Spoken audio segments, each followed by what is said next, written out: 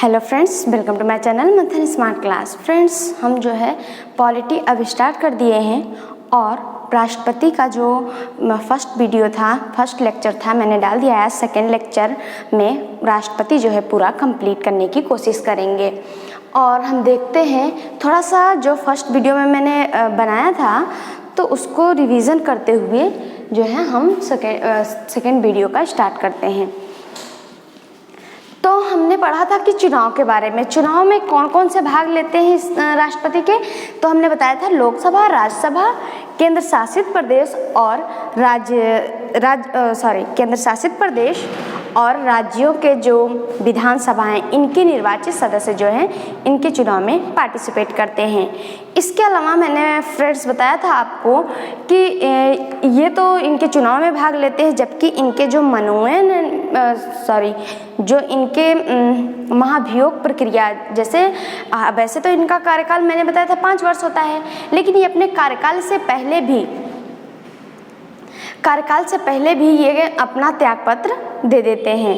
इसके अलावा फ्रेंड्स जो है इन पे अगर ये पद का अतिक्रमण करते हैं तो इन पे संसद महाभियोग प्रक्रिया लगा सकती है। वो प्रक्रिया मैंने आपको समझाई थी कि किस तरीके से लगा सकती है। इसके अलावा फ्रेंड्स हम याद रखेंगे कि महाभियोग में कौन भाग लेता है। तो महाभियोग में जो राष्ट्रपति की इलेक्शन में हमने बताया था कि निर्वाचित सदस्य ही जिसका मैंने नाम लिया था, लोकसभा, राज्यसभा और विधानसभाओं के निर्वाचित सदस्य, ये तो उनके निर्वाचन में भाग लेते हैं। लेकिन अगर महाभियोग की बात करेंगे तो जो मनोनीत सदस्य होते हैं वो क्या होते हैं कि इसमें भाग लेते हैं। कहने का मतलब ये है, आप बस इतना याद रखिए कि जो मनोनीत होते हैं वो महाभियोग में भाग लेते हैं, जबकि निर्वाचन में भाग नहीं लेते हैं। और विधानसभा के सदस्य जो निर्वाचन में भाग लेते हैं वो महाभियोग में भाग नहीं लेते हैं। तो ये सारी चीज़ें हम आपको बताए थे। और जो लास्ट पॉइंट था वो अध्यादेश था। तो अध्यादेश में हमने क्या बता रखा था आपको कि अध्यादेश राष्ट्रपति जो है 123 आर्टिकल के तहत तब जारी करते हैं जब संसद सत्र में ना हो, दोनों सदन या फिर कोई भी सदन जो है सत्र में ना हो तो अध्यादेश राष्ट्रपति जारी करते हैं। आर्टिकल 123 अनुच्छेद 123 जो है, अनुच्छेद 123 के तहत जो है राष्ट्रपति अध्यादेश जारी कर सकते हैं। हमने बताया कि जो दोनों सदन हैं, ये सदन में उपस्थित अगर ना हो, सत्र में ना हो तो ही, और ये भी एक कंडीशन होना चाहिए कि उस टाइम देश को तत्काल ज़रूरत हो किसी कानून की, तो ही ये जो है इसमें बना सकते हैं। इसके अलावा हम याद रखेंगे ये ऐसे ही नहीं बनाते हैं। इसके अतिरिक्त हम याद रखेंगे कि 6 माह तक कह रहे हैं, 6 सप्ताह तक ये जो है अध्यादेश जो जारी करते हैं इसका अनुमोदन भी होना चाहिए सदन का। तो 6 सप्ताह के भीतर अगर वो अनुमोदित कर देते हैं तब तो अध्यादेश जारी होगा, अन्यथा क्या होगा कि अध्यादेश जो होगा वो वहीं पे समाप्त हो जाएगा। इस तरीके से हम याद रखेंगे अध्यादेश उन्हीं चीज़ों पे राष्ट्रपति जारी करते हैं जिस पे जो है केंद्र सरकार कानून बनाती है, और उसी तरीके से वैल्यू भी होता है जैसे सदन द्वारा पारित कानून बनाया जाता है, उसी तरीके से इसकी वैल्यू भी होती है। इसकी वित्तीय शक्तियों के बारे में हम थोड़ा सा पढ़ते हैं। तो वित्तीय शक्तियों के बारे में अब हम पढ़ते हैं। वित्तीय शक्ति के बारे में हम स्टार्ट कर रहे हैं आज से, क्योंकि ये तो मैंने कल भी बता दिया था। अगर आपने नहीं देखा है तो उसको जाके वॉच कर लीजिए। वित्तीय शक्ति के अंतर्गत जो है कोई भी धन विधेयक अगर है तो वो राष्ट्रपति के परामर्श से ही जो है, राष्ट्रपति के परामर्श के बाद ही लोकसभा में पेश किया जाता है। हम जानते हैं जो धन विधेयक होता है वो सिर्फ लोकसभा में ही पेश किया जाता है, राज्यसभा में पेश नहीं किया जा सकता। हालांकि राज्यसभा में लोकसभा में पारित होने के बाद राज्यसभा में भेजा जाता है, लेकिन राज्यसभा का उसमें कोई योगदान नहीं होता है। चाहे वो उसको संशोधन करना चाहे तो भी नहीं कर सकती है। क्या कर सकती है? बस 14 दिन तक वो रोक सकती है। कैसा विधेयक? धन विधेयक। तो हम एक चीज़ बस हम बता रहे हैं आपको कि जो वित्तीय शक्ति की राष्ट्रपति के बारे में अगर पूछा जाए कि इनकी वित्तीय शक्ति क्या है, तो इनके बिना परामर्श के धन विधेयक लोकसभा में पेश नहीं किया जाता है। इसके अतिरिक्त हम याद रखेंगे इनको आपातकालीन शक्तियाँ दी गई हैं। आपातकालीन जो शक्तियाँ हैं वो दी गई हैं। तो इसके आर्टिकल जो है बहुत इंपॉर्टेंट है, इसको हम याद रखेंगे। 352, 356 बहुत आसान भी है याद करना फ्रेंड्स। को रिलेट करके हम याद करें तो कोई भी चीज़ बहुत आसानी से याद की जा सकती है, तुलना करके। और जब भी हम कोई चीज़ पढ़ें तो कंपेयर करके पढ़ें कि उसमें क्या था, इसमें क्या था, क्योंकि यहीं से कन्फ्यूजन बनता है और एग्जामिनर भी जो है वो यहीं से क्वेश्चन पूछता है जहाँ बच्चे कंफ्यूज होते हैं। तो ये 3 आर्टिकल्स जो हैं बहुत इम्पॉर्टेंट हैं। इसके अंतर्गत आपातकाल आता है। तो आपातकाल 3 प्रकार का होता है। एक राष्ट्रीय आपात आता है, राष्ट्रीय आपात,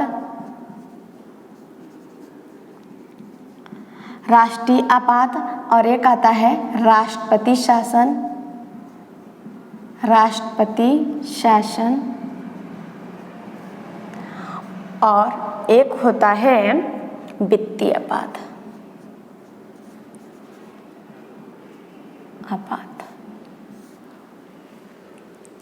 हम राष्ट्रपति आपात के बारे में सबसे पहले पढ़ते हैं। फ्रेंड्स कितना आसान है इसको याद करना। 352, फिर जो है 4 का गैप तो 356 है, फिर 4 का गैप तो 360। इस तरीके से हम इसको याद रख सकते हैं। अब राष्ट्रीय आपात कैसे घोषणा कर सकते हैं राष्ट्रपति?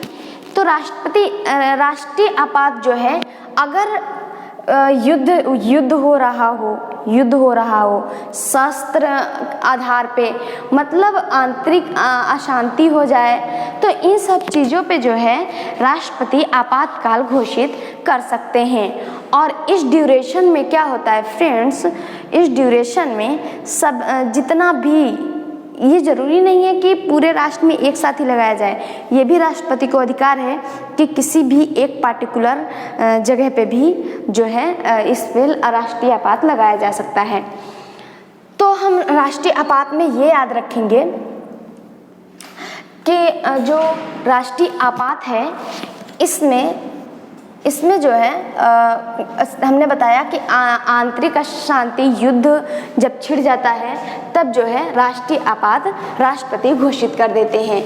और इसमें हम जानते हैं कि ये जो है देश में 3 बार लगाया भी जा चुका है।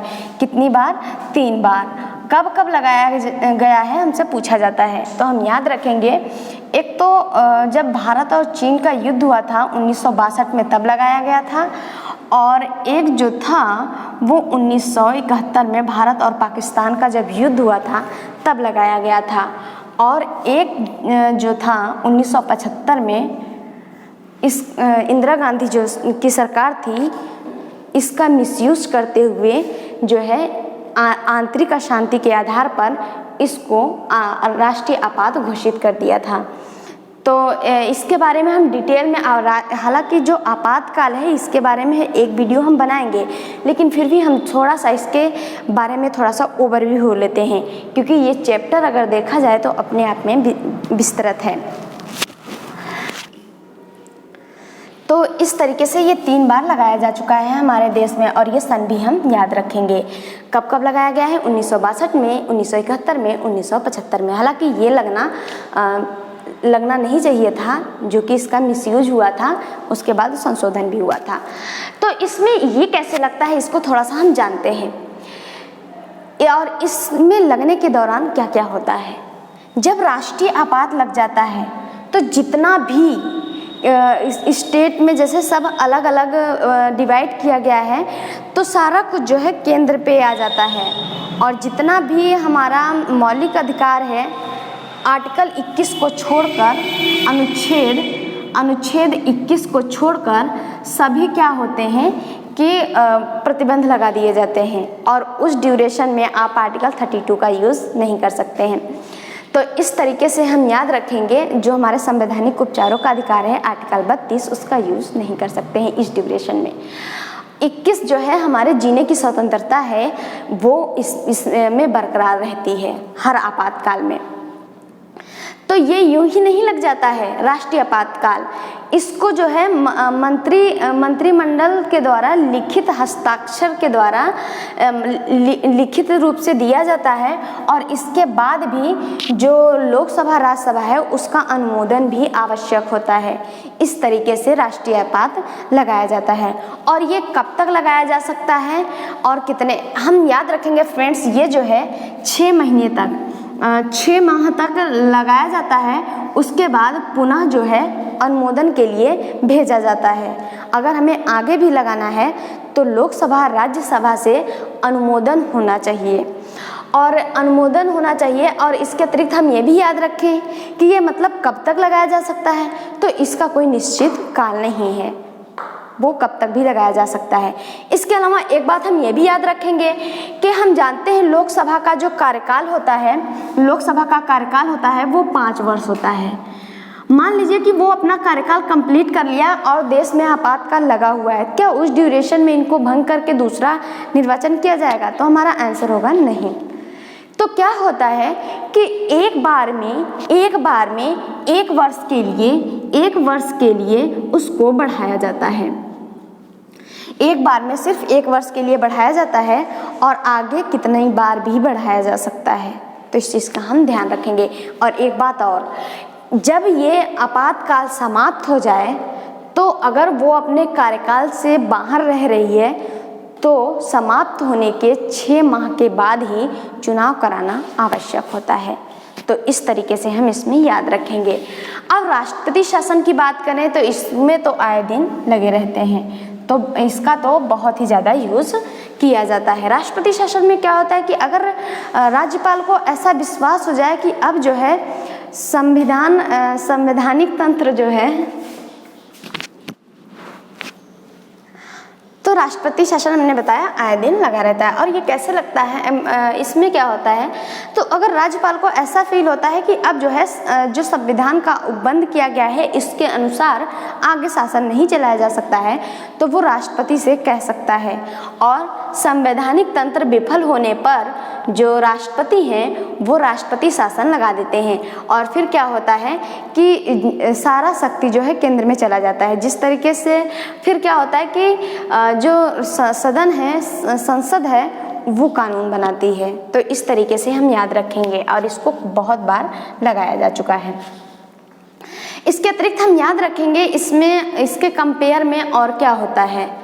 इसके कंपेयर में ये होता है कि इसको मैक्सिमम जो है अधिकतम जो है वो 3 वर्ष ही लगाया जाता है और इसमें जो है हमारा मौलिक अधिकार बरकरार रहता है। इसमें मौलिक अधिकार को क्षरण नहीं किया जाता है। तो इस तरीके से याद रख सकते हैं, ये अनिश्चित काल तक लगाया जा सकता है और ये 3 वर्ष तक ही लगाया जा सकता है। और सबसे अच्छी बात ये है कि हमारा देश जो है हर कंडीशन को झेल लिया है, लेकिन वित्तीय आपात नहीं लगाया गया है अभी तक। कई सारे सिचुएशन था, हम जानते हैं जब हमारा देश स्वतंत्र हुआ था तो बहुत ही ज़्यादा कंडीशन ख़राब थी। उसके ड्यूरेशन में भी लगातार कई युद्ध हुआ। 1962 में चीन अटैक किया, 1965 में पाकिस्तान ने किया, तो काफ़ी अटैक हुआ। तब भी जो है हमारा देश संभल गया और वित्तीय आपात नहीं लगा।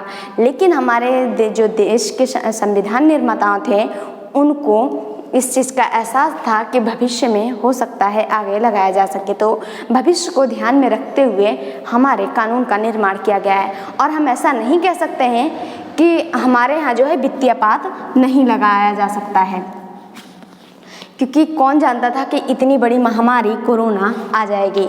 कितना कुछ कितनी सारी योजनाएं बनाई गई थी हमारे देश के लिए, लेकिन आज एक ये जो हमारा इकोनॉमी है काफ़ी जो है पिछड़ रहा है इस कोरोना की वजह से। तो कुछ कहा नहीं जा सकता कि भविष्य में क्या हो जाएगा, तो भविष्य को ध्यान में रखते हुए ये बनाया गया है। अब फ्रेंड्स हम ध्यान रखते हैं और राष्ट्रपति को क्या क्या अधिकार हैं। राष्ट्रपति नियुक्तियाँ ये तमाम करते हैं। जैसे नियुक्तियों की बात करें तो जितना भी हाई कोर्ट का सुप्रीम कोर्ट के जो मुख्य न्यायाधीश हैं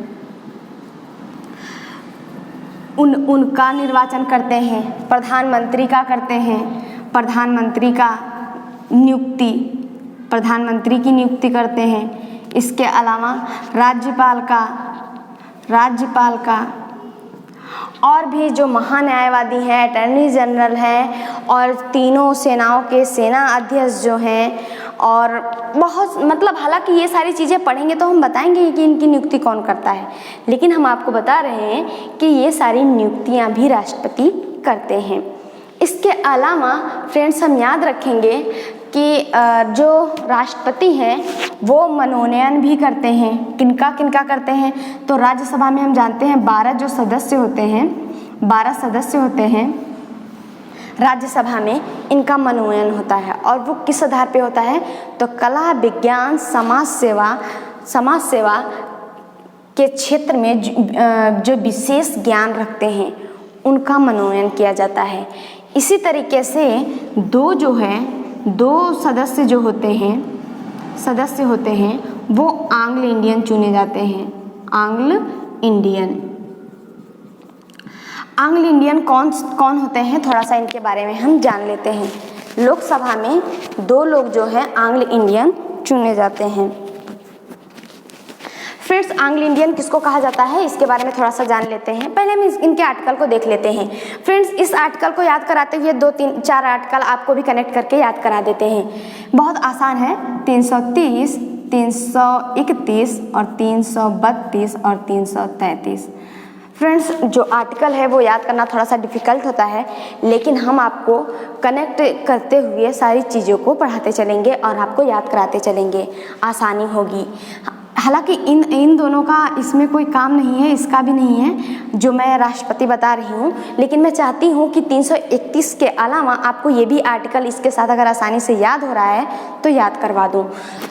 तो इसमें जो होता है 330 में लोकसभा में जो SC ST का आरक्षण के बारे में कहा गया है वो आर्टिकल 330 में कहा गया है। और 332 में जिस तरीके से लोकसभा होता है उसी तरीके से राज्यों में विधानसभा होता है।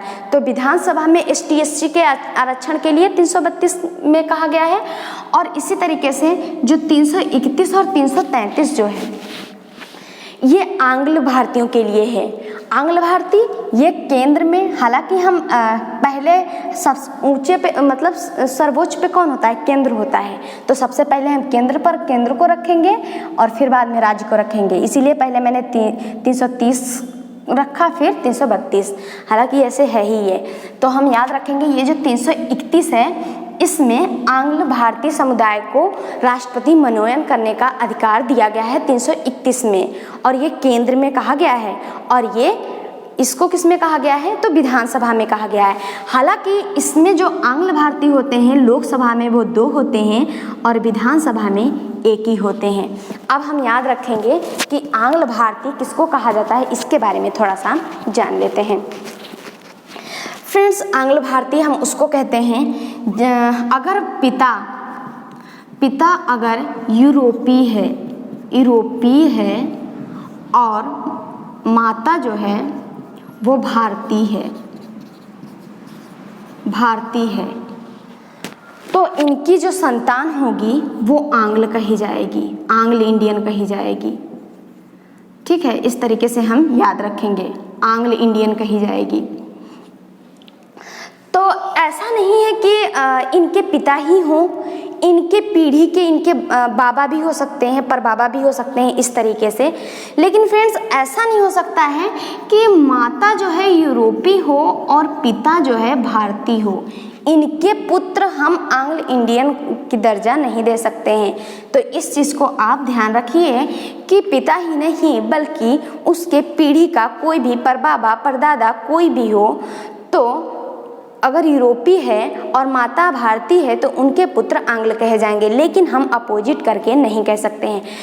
तो बहुत लोगों के दिमाग में तो यही आ रहा होगा कि ब्रिटेन आए थे भारत में, वही शासन करके गए हैं और उनकी ही जो संतान होंगी उनको ही आंग्ल कहा जाएगा। तो हमने शब्द यूज किया है यूरोपी। यूरोपी में मतलब पूरा यूरोप आता है, फ्रांस, स्विट्जरलैंड, जितना ब्रिटेन, आयरलैंड जितना भी आता है उनके वो सभी आते हैं इसके अंतर्गत। अब इसके अतिरिक्त हम याद रखेंगे फ्रेंड्स, राष्ट्रपति को सैन्य शक्ति भी दी गई है। सैन्य शक्ति किस टाइप की कैसी शक्ति होती है इसके बारे में जानते हैं फ्रेंड्स। जो सैन्य शक्ति दिया गया है राष्ट्रपति को कहा गया है कि राष्ट्रपति जो है तीनों सेनाओं के सेनापति होंगे, तीनों सेनाओं के सेनापति होंगे। इसके अतिरिक्त तीनों सेनाओं के जो सेना अध्यक्ष होते हैं उनकी भी नियुक्ति राष्ट्रपति करते हैं। तो सर्वोच्च सेनापति कौन कहे जाते हैं? तो राष्ट्रपति कहे जाते हैं। इसके अतिरिक्त फ्रेंड्स हम याद रखेंगे राष्ट्रपति को क्षमादान की शक्ति दी गई है। क्षमादान की शक्ति दी गई है आर्टिकल 72 में। फ्रेंड्स हमने बताया इतना सारा कुछ दिया गया है, लेकिन अध्यादेश जारी करने की शक्ति, हर एक चीज़ की शक्तियों के बारे में मैंने बताया। लेकिन अगर अब वास्तविक रूप से आप देखेंगे तो राष्ट्रपति सिर्फ नाम मात्र के हैं। हमने कह दिया कि क्षमादान की शक्ति है, लेकिन ये कहाँ तक वास्तविक है वो आप देखेंगे, क्योंकि हम जानते हैं जो राष्ट्रपति हैं वो मात्र घोषणा ही करते हैं। अगर हम बात करें कि वीटो पावर जो है काफ़ी सशक्त पावर है, तो इसको भी दोबारा मतलब हालांकि इस पे जो है विचार करने के लिए राष्ट्रपति जो है बाध्य करवा देते हैं, तो इस तरीके से हम याद रखेंगे। लेकिन दोबारा भी तो उसको बिना संशोधन किए पारित कर देते हैं, तब तो उन्हें बाध्य होना पड़ेगा। तो कहीं ना कहीं देखा जाए तो वो नाम मात्र की ही कार्यपालिका है। इस तरीके से हम क्षमादान की बात करते हैं। अब क्षमादान कितने टाइप का होता है? एक तो क्षमा जो है कितने टाइप का होता है? एक तो क्षमादान होता है, क्षमादान, और दूसरा होता है प्रविलंबन,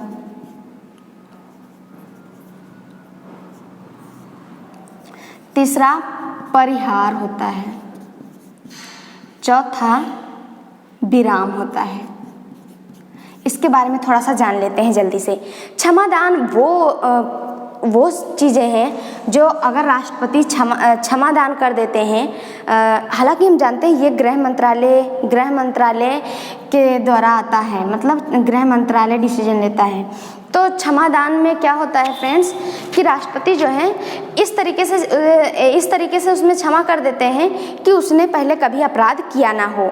प्रनिलंबन उसको कहा जाता है जिसमें जो है उसे अपराधी को जो है अपराधी जो होता है उसको जो है इस तरीके से जो प्रलंबन होता है उसको समय दिया जाता है दया याचिका खारिज करने के लिए। इसी तरीके से मतलब क्षमा याचना के लिए उसको समय दिया जाता है कि इस चीज़ पर वो अपना जो है समय दिया जाता है। इस तरीके से हम याद रखेंगे। परिहार में जो है, परिहार में ये कहा जाता है कि इसमें क्या होता है कि दंड की मात्रा जो है, दंड की मात्रा कम कर दी जाती है, लेकिन उसकी प्रकृति को चेंज नहीं किया जाता है। चेंज नहीं किया जाता है मतलब ये है कि उसका जो दंड दिया जाता है उसकी प्रकृति को चेंज नहीं किया जाता है, उसको कम कर दिया जाता है। जैसे 2 वर्ष का कठोर कारावास है तो 1 वर्ष का साधारण कारावास में बदल दिया जाता है। इसी तरीके से एक लघुकरण भी होता है, 5 टाइप का होता है। एक लघुकरण भी होता है। लघुकरण का मतलब ये होता है कि उसमें प्रकृति के चेंज करने के साथ साथ दंड की जो प्रकृति है उसको चेंज करने के साथ साथ जो मात्रा है उसमें भी चेंज कर दिया जाता है। जैसे 2 वर्ष का कठोर कारावास है तो 1 वर्ष का साधारण कारावास में तब्दील करना। विराम, ऐसी कई सारी सिचुएशन होती हैं जो उस ड्यूरेशन में सज़ा नहीं दिया जा सकता है, तो उसमें क्या होता है, विराम दिया जाता है। तो इस तरीके से हम याद रखेंगे राष्ट्रपति के बारे में। नेक्स्ट जो वीडियो होगा हमारा उपराष्ट्रपति का होगा। अगर आपको अच्छा लगता है तो लाइक और सब्सक्राइब करिए। Thanks for watching.